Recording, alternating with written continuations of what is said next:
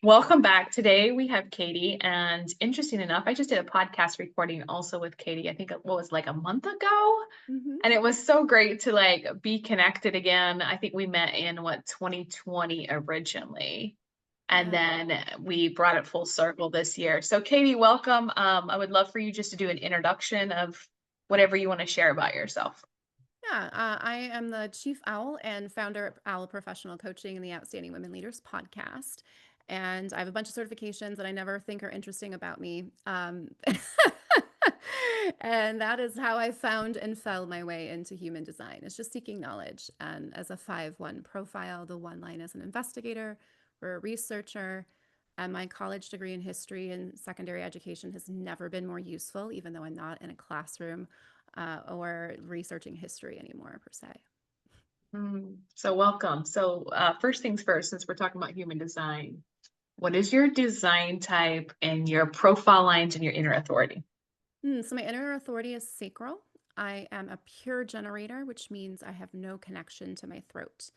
And I am a 5-1 profile.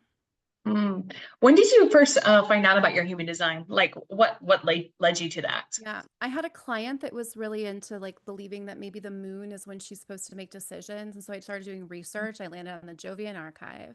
I found human design. Like Girl Interrupted, there was some time where like it sat. I was getting my coaching certification, so I was going the traditional route of what people think leadership coaching looks like. And those were those fancy initials after my name.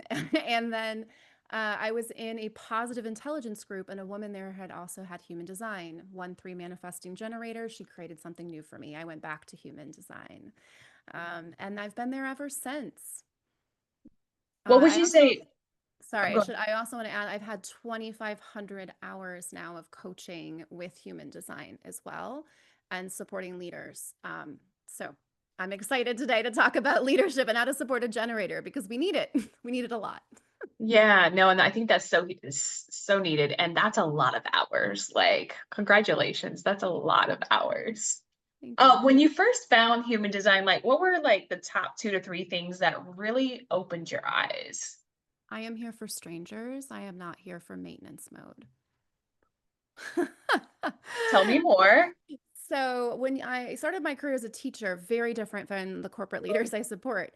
I every year I got new students. And I was here as a stranger of strong consequence to change your life, to bring you something that you need along your journey, and then to send you on your journey to go be successful with what it is I've given you. In that case, it was I want you to pass a history college class.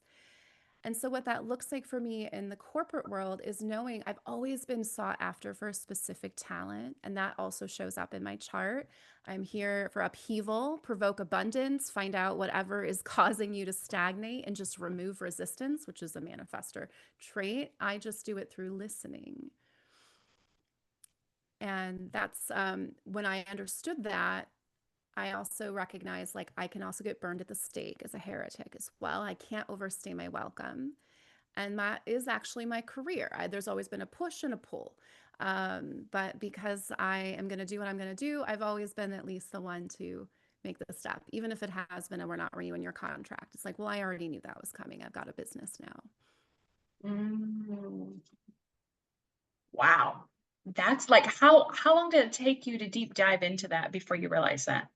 Immediately, because my entire life made sense. And what's so fascinating about having 70% of people have open minds. And because I don't, I have the 61-24, I have my own inner knowing and I have this intuition. I have a wide open sacral. I've joined some cults. I've been manipulated in my emotions, which is why I've gone to the therapist and I owned a CrossFit gym and then I took things personally. Like I've lived, but we often look at we have to decondition. And for me, when I found it, I was like, I've been living perfectly. It has been uncomfortable. I have been burned at stakes. Like there have been all these things. But I sat in a park when I built my first business. I'm a generator. I didn't knock on doors. I didn't do anything outside of my own nature. Facebook also hadn't gone public. So when I posted, everybody saw it, which was very helpful. Yeah.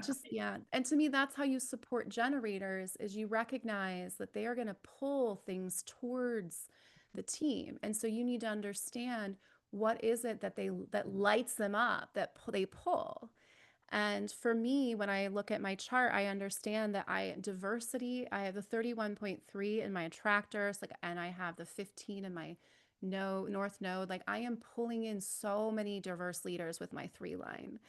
And then and I'm able to create a cohesive group because I have that 15 energy. And so for me, rewrite your story is my tagline. For me, it was just like, oh, every story I've ever written is perfect.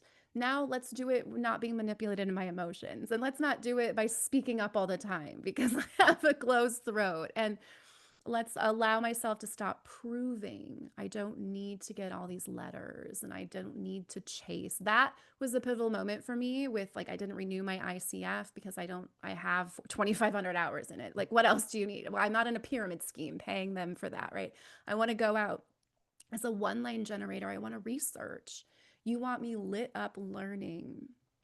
And the most powerful thing I learned, because a lot of times you learn your sun and earth first, right? Your personality, and to understand that my purpose is fulfilled through the mind.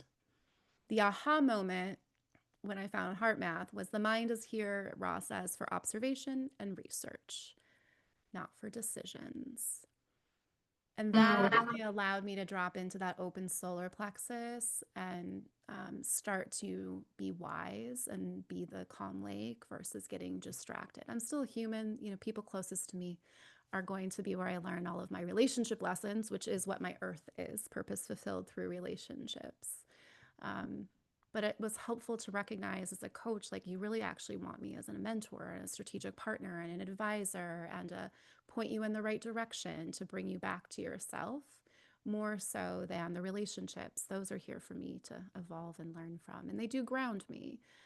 So it was more of just just letting go of what everyone else said I should be. It was a lot of people don't find this when they find human design, but everyone says embrace your shadow, and it really did allow me to love that. And so many of my catchphrases I've said over the years show up in my chart. So it was so easy because I've just been naturally living it in spite of everyone telling me otherwise. Which is huge because you don't hear that very much, right? You don't hear that much at all, and it's huge and also amazing at the same time. I'm curious, like, as a generator, if you are leading a generator, what are some signs that you would look out for that they may not be in alignment? So when I look at the generator, I first look at their throat, because you can be a generator and still have connections to your throat. And some of those connections are energies that are projected energies. They need to be recognized and invited formally. Some of those energies are individual energies. It's a spontaneous knowing. It usually shows up in the moment and somebody pulls it out of them. And so, or we might see, sometimes you see that 10-20 energy that comes out. And then that just helps understand, like, this is coming out spontaneously in the moment as well, but it's also really principled. And so I try to help understand, like, how are they going to naturally speak. And if you're a pure generator like myself, I get to be wise about what needs to be said in the room and what's missing. And so many times generators, like, people tell us we're too quiet. No one's ever accused me of that. I've always felt that pressure to speak. And sometimes we're too talkative. That was my problem. That's because the gate I have is the 31, which says I lead or I don't lead. And so helping understand how your generator is designed to communicate, because communication is the #1 problem in the workforce. And if you're a pure generator like myself, I see it with my nephews. There's 4 of them, and he's the only one that's a pure generator. We're the kids that get bullied. We're the turtles of the energy, where your manifesting generators are the express builders. So you are looking at your generator and saying, you are a classic builder. You know the title, and then you know the next paragraph, and then you know the next paragraph. And so understanding that that's how you get the most out of them. And I have, like, for example, I have a generator who he was like, I just really like repetitiveness, is what he said to me. And I helped him understand he actually is a 1-3 and he likes to bump into new things. But when you get way too many, 7 things on our plate is for your manifesting generator. And what he was able to do when he recognized that is, ooh, what experience do I want to have? Those are the projects I say yes to. And we started connecting him. He started putting his hand up way more than he ever put up. He realized, oh, like I actually just want to get bonuses and I want to do really well. And visibility for me looks like this. We are pulling people in. He's now a SME. Like we're subject matter experts. And when we are looking for who has the certification, like you want to look at a generator and say, what experience do they have? Because whatever it is, they went deep. Like that mastery piece, right? Mhm. It's the deep mastery of it. And there's some themes around generators and kind of some talk that I don't necessarily agree with. And I call it not really pop human design, but kind of like superficial human design, where it's like, oh, the generators are here for all the work. And it's like, wait a minute, we're actually here all for the work. We all have different positions, right? But from this whole concept that manifesting generators and generators have the most energy and they're here for the work items. I would love to hear your perspective on that.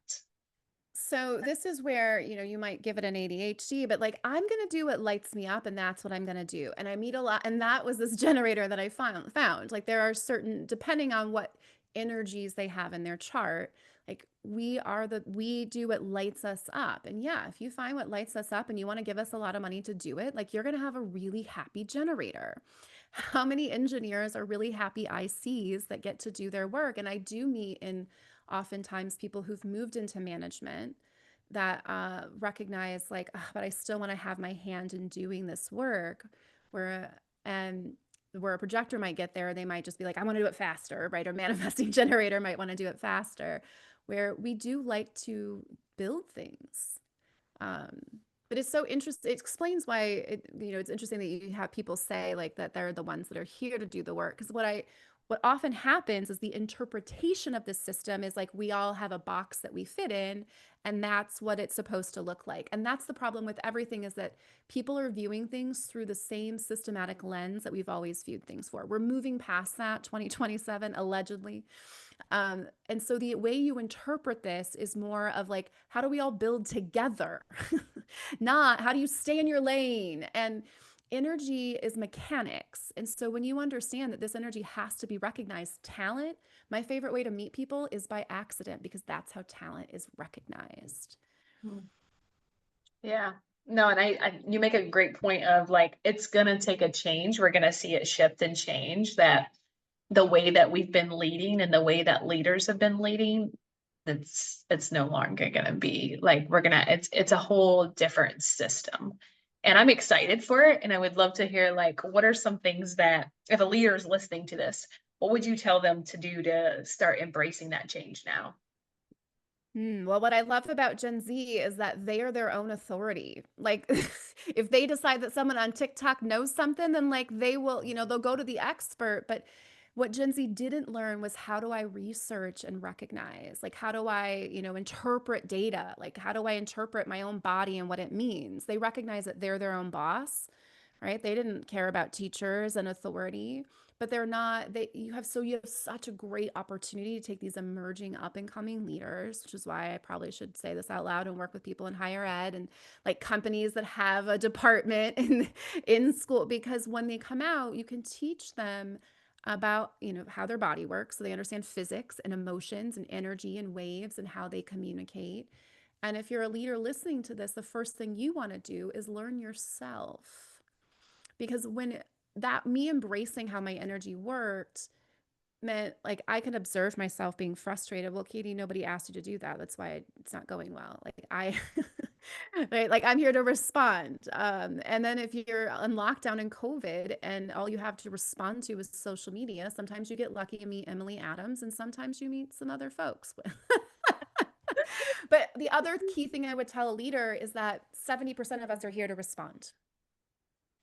And so that you got great odds. And when you're in manifestors at work, they're on the aura of a generator. So now they're also here to respond. And so if we did more informing and more responding versus more forcing, and that requires a lot more listening. And that's something else I Yes. really encourage leaders to do. My manifesting generator client this week had this huge epiphany. It's like it was so uncomfortable to be silent. As a high school teacher, oh my goodness, like that was my most powerful tool. Southside Chicago, how do you get them to be quiet? You say nothing. And so he finally did that because they had a reorg and there was layoffs, and it's the situation that everyone feels uncertain. And the best time to have uncertainty, which is these years that we're in right now, is to be silent. So the generators, your time is coming. And when he did that, he said it was so uncomfortable. And then they said everything that needed to be said. Well, of course, that's what pressure does. And he went into a meeting recognizing a lot of times manifesting generators feel like they have to prep and they have to like know their script. And he is a manifesting generator from his spleen. And so he went in there and he listened and he responded. And he's like, no one has ever messaged me after a meeting and said, hey, great job. And I had 3 people message me and say, hey, that was really well done. Mm. So the generators are here to also teach you something. So instead of getting mad at us because we're slow,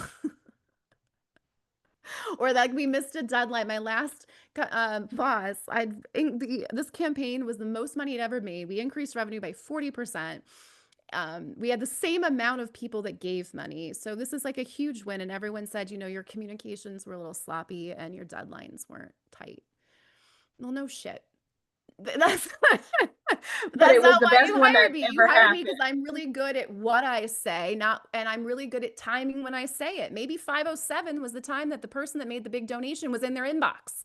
But if you thought it needed to be there at 5 o'clock, and so also trusting that generators, we have a different sense of timing because we're not buzzing from a motor in our body, Mm. which is what a connection to a throat is from a manifesting or manifester perspective. And even projectors will also have energies oftentimes that are coming through their throats. Yeah. Yeah. Man, I'm learning more and more just about generators just by having this conversation. So I appreciate that. Kind of switching gears to like you have a sacral inner authority. Let's talk about the inner authority. And I feel like every leader should understand A, what their inner authority is to start with, and then B, understand your teams. Because when we worked with this team, most of their inner authorities were emotional authorities. And so everyone needed to ride that wave, but then there was really no process or standard in place to make sure the decisions were made and deadlines were actually hit, which was kind of like the missing key. So I'd be curious to hear from your safe girl, and if a leader is leading someone that has a sacral, what's the best way to get them to make great decisions? So the sacral is you're going to understand your emotions. And so because I'm wide open, this is my place I get to be the most wise after being the most manipulated. And so emotionals, like if they understand, hey, I go in the room with emotional intelligence. If people are super excited, like I need to check in with my sacral about where do we act today, because the sacral as a generator, we go step by step by step, and manifesting generators can all skip steps. And so I think so it's a two-parter. If you're a generator and a sacral, I can only talk to that lens because that's my lens, and then I can share what I see that's happening around me. And so if emotionals know, like when they go in the room, they're setting the tone for the emotional intelligence, but that means they can't be wise about what needs to be acted on. So a sacral can really tune into their gut about, okay, given everything we have here, like today is when like we should close on this. And then the next day you would have to say the same thing because sacrals don't predict the future. I think this is where people kind of go wrong in their gut. And then also your nervous system, if it's dysregulated, is your gut is just scared. And so I have a really hard time with describing these things as gut authorities. I prefer with heart math of thinking it as like, this is a heart authority. Like if we have coherence Mhm. between the brain and the heart, then all the signals that the gut wants to send up are free to be signaled. But if we don't have coherence and we're in that meeting and the other trick for a sacral is we are emotionals when we're in the meeting with you. And that energy will take 2 to 3 days to wear off. And so if it's a big decision, then we're all making it from a place of, well, have we been excited about this? Have we been low about this? Right? You can recognize like the sacral knows where we are in the process of decision making alongside the emotional. That's where that teamwork comes. But we have to recognize that when we're in the room together, we're all emotionals. That's a very, very great perspective with when you're with the emotionals, you're all together, you're all in sync, whether you realize it or not. And one of the things I found, because one of my boys, one's a sacral and one's an emotional. And so when they're separate and I ask questions, different questions get different responses. So the sacrals love the yes, no questions. So if I ask, what do you want for dinner? It's going to be like, I don't really know, right? But if I say, do you want pizza or taco? It's an immediate, like they know. So from a leader's perspective, would you say that's kind of the best way to get them to also answer questions? I would offer when you're in a team setting, because everybody's now a generator, because a generator, we all have the sacral, right? So even the manifesting generators are sacral, which means if I recorded a conversation and just listened to everyone that said, we would know the answers. Mm. So what you're really listening for when you ask these this or that, yes or no questions is you're listening for a sacral response. And emotionals will also still have that if they're a generator. And then everybody else in the room, because if we go back to this podcast, you had some when I was talking earlier as well. And this is how energy plays. 1 + 1 is 3. Like we're third energy right now. And so the other thing I would tell sacrals is to take a look if you have hanging energy that comes off of your solar plexus or anything that could potentially plug in, then that other half is the lens are going to be filtering those emotions through. So, as leaders, if we know, hey, my emotional energy is tribal, that means I care about tradition and hierarchy and the elders. And like, this is what my intelligence is tribal. I'll uphold the tribe. And then somebody else might say, well, my emotional intelligence in this room is collective. I'm going to reinvent and rework, but I'm going to uphold the status quo and I'm going to go to committees and talk about it. And I need a visual representation. So make me a PowerPoint. Like, when we understand how and then there's the individual person in there that's like, hey, I'm going to have an individual insight and a spontaneous knowing, and I'm going to be really moody. So, because that's how that energy works, right? And also, I want to mutate the system. I hate the tribe. I hate tradition. So, another way to have intelligence in that room is just to understand like what types of energies do you have when you have it. Mine's individual. I only have the 39. So, I get the 55 wave, and I'm excited for that mutation that's coming soon. It'll be really fun to experience it, but then leave it because it's not mine. But that is like where my emotions would be colored. And so it helps you also understand nothing is personal. These are how energies interact with each other. So if my emotions and feelings are different from the other person across from me and I want to mutate the system, my last boss where I said that I was trying to mutate the system and make more money, it was a Christian school, like my bad. That was the biggest aha moment for me. And that was BG5, actually, not human design, that helped me understand like I can coach and consult, but I can't uphold traditions. I have no tribal energy. I'm not here for that world. Which is great awareness. Yeah. And it makes sense because I've never tried to be in that world. Like tradition, like I have a needs, my perspective is power. I forget what the needs means, but it's it's my motivation. And so a need motivation says, hey, what do you need so you can cut through the fluff and get right to the haystack needle. And so to be a teacher, I need this, so I'll get that. But then I'm going to go do my own research and my own learning. To be a coach, I need this to get into corporate, so I'll get it and then I'll do my own learning. And along that learning journey, I find people that are experts in things. Like I found you, and Wendy, who's recently on, who's a BG5 analyst. And that's the fifth line energy and the generator energy as well, is I'm responding and then I pull people in. I didn't have to do anything to find you. I just responded to something. Yeah. And I think I informed because I reached out first. Which is, pure Which is how you know manifester. that this Yeah. partnership started correctly. And this is my other favorite part of human design. So the main thing I would tell leaders as well is, hey, however things are going here, like anytime we start something, if we start it correctly, a journey of 1,000 miles begins with one step. But that first step is the most important. It sets the tone. And so this tone was set correctly from the beginning. Talent recognizes talent, and then the mechanics just take care of the rest. And so much of human design interpretation is still in the head, as you know. And when we Yeah. get, and is, our only job with this information is so that to let our intellect stop underlying, like we just have to like, hey, or ease yourself, read about yourself. Okay, now stop undermining your body, stop undermining the process.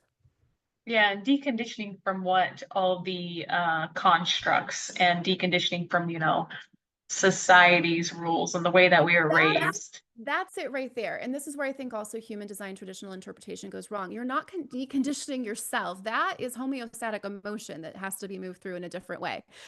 You're deconditioning your thought, your mind from 70% of you from following society. Because if the song I like to use here is free your mind and the rest will follow, is if we decondition, but having to subscribe to the algorithm, and your job is just to be skeptical. Be skeptical of yourself, which means you have to be your own experiment. And a lot of times, what people are looking at are statistically like this or that, like you're a statistic of one.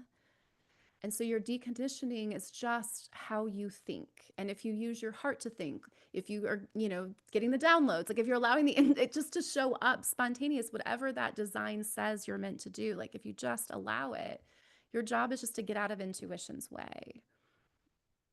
Which ultimately makes you a completely different leader as well. And the way that you lead, the way that you embody that and show up The is energy in you as a leader shifts to authenticity, and then everybody around you now shifts because their energy will authentically show up. Like all we're trying to do is get rid of the inauthentic energy. Like it's like your energy is just this nice little wave, and then we have something that moves through it. And so if we just allow it to flow, and I do credit a lot of this to my mom, who never had a diagnosis that said I was ADHD, but I was failing penmanship in first grade, and math, because I was putting 0 and 1 for all of my answers because I wanted to read my book and I already knew how to do the math. So I just wanted to get to the thing I wanted to do.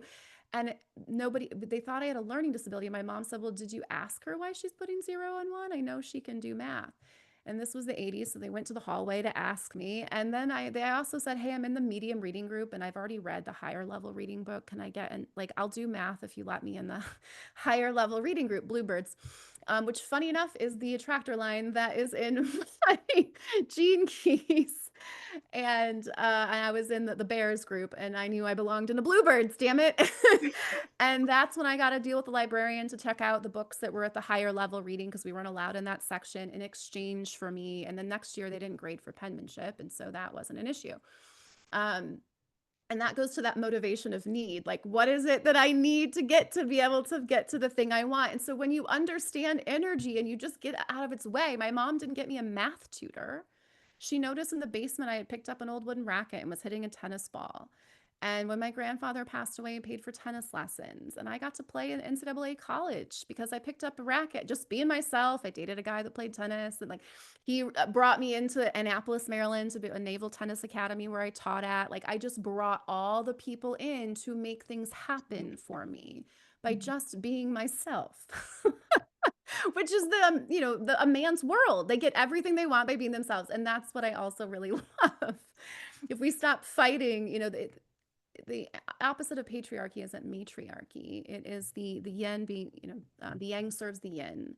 yeah. The patriarchy serves the matriarchy. And in energy, yin has to be recognized. It has to be romanced. It is the darkness. And when we recognize that we're just a bunch of energy in a meeting, and we can impact each other, which is the heart math, and then we create coherence. And then you get out of your own way, and you're not like, oh, how do I say this so that they get, it lands the way it's supposed to land. Mm. All of a sudden, there is no such thing as uncertainty anymore, right? We're certain that whatever we need to say, we're going to say in that moment, and it's going to be great. That was super powerful. And I want to hear a little bit more for those who may have never heard this concept. Tell us a little bit more about the heart math. Hmm. So what heart math science has found is that we have this electromagnetic field all around us it gives off. We can measure it up to 3 feet. There's evidence to support it's much larger, but we don't have scientific instruments for that. We know that we can shift the energy in the room next to us. So if you live in an apartment building, you are living in a coherent soup or an incoherent soup, because we understand how energy travels and resonance. If you tune a guitar in this room, the guitars in the other room will also shift. And so HeartMath teaches you how to keep your eyes open in real time and create a regenerative, restorative feeling and put it into the field. And for emotional authorities, you're creating the field. And it's really powerful to recognize that even if we don't have emotions, we're still creating the field. And this energy and these charts are telling us what we're broadcasting. And then it's telling us what we're tuning in and hearing. And so if you have an open solar plexus and you have a hanging 36, then you're tuning into crisis. And recognizing like, ooh, these are the little areas where I tune in is really powerful. And human design doesn't do any of that stuff, or I'm sorry, HeartMath. They're more on coherence and how do we measure it. And when I did my certification, this is how generators work. Mike Bryant of the Bryant Twins, who's now in the Hall of Fame for tennis, was there getting certified, and he was off to Wimbledon that weekend, so he didn't do the final project with us. But he said, I gave him my little spiel I give leaders on confidence. And when I got done, he said, where were you like 18 years ago? And I said, middle school. And it was awesome. And that is how generators work. And what he did that made him famous, if you know the Bryant twins story, is they had this doubles people that they lost to over and over and over again. And before he knew what HeartMath was, he was sitting in the locker room and he was asking his heart, what do I need to know to beat this team? What do I need to know to beat this team? And he was just listening and meditating. And he's like, I heard a voice and it just said, switch sides. And they're mirror twins. And they've, for 20 years, they had played on their side. And Mike has the best backhand in all of tennis. That was what I also played in tennis. And so they switched sides and it shook them up so much. Not only did they beat them, but 2 years later, they broke up. Like they were like the hot doubles team that were going to be in the Hall of Fame until the Bryant twins came along.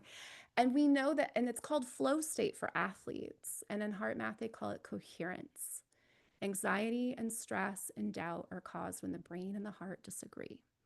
So if we create, it's HRV training for people that know what HRV is. If we increase the heart rate variability, if we increase vagal tone, then we increase hormones that give us access, and our heart has access to the heart's already sending up more signals to the brain than the brain sends to the whole body. We can only measure about an inch off the head of an electromagnetic field, but we have a 3-foot field around us. And that magnetic field is what's pulling people towards you. And in human design, my unconscious one is the 31.3. And so I'm unconsciously going to pull people into my field that are leaders. And some of them are going to be arrogant and some of them are going to be humble. That's and that's what I love about bringing those two things together, because embodiment is really just creating, recognizing that you're writing the story, you're writing the field. And authenticity is the highest, is the best story that you can possibly put into the field. So if you're feeling anxious, you can do a real-time breathing exercise where you place yourself on the beach and you just allow yourself to be there. The brain is a time machine. We don't have to invent that. You can be there, or if you live in Florida like I do, you can also drive there. You can.